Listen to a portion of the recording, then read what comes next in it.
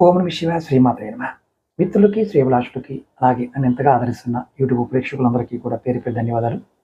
మిత్రులారా, మీ అందరికీ పరాదేవత ఎల్లవెల్లా మీతో ఉండి మీ మనోవాంఛ నెరవేర్చాలని మనస్ఫూర్తిగా కోరుకుంటున్నాను.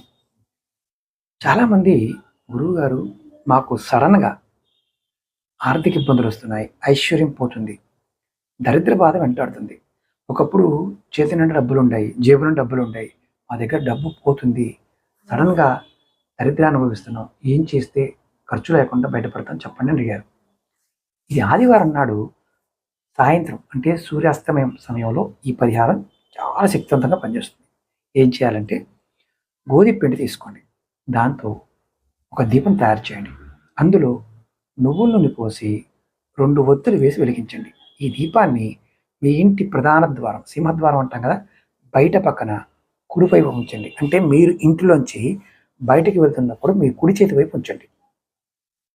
మీ సంకల్పం ఏం చెప్పుకోవాలంటే, నా ఇంట్లో ఉన్న దరిద్రం తొలగి లక్ష్మీ కటాక్షం కలగాలి అని కోరుకోండి. ఇది మీకు అద్భుతంగా పనిచేస్తుంది.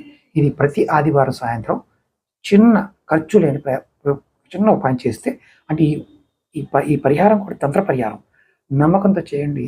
మెల్లమెల్లగా మెల్లమెల్లగా మీ దరిద్ర బాధలన్నీ తొలగిపోయి ఐశ్వర్యం కలుగుతుంది. ఇది ఆదివారం నాడు సాయంత్రమే చేయాలి, కరెక్ట్గా సూర్యాస్తమయం సమయంలో చేయాలి, గుర్తుంచుకోండి. ఓం నమః శివాయ శ్రీమాత్రే నమః.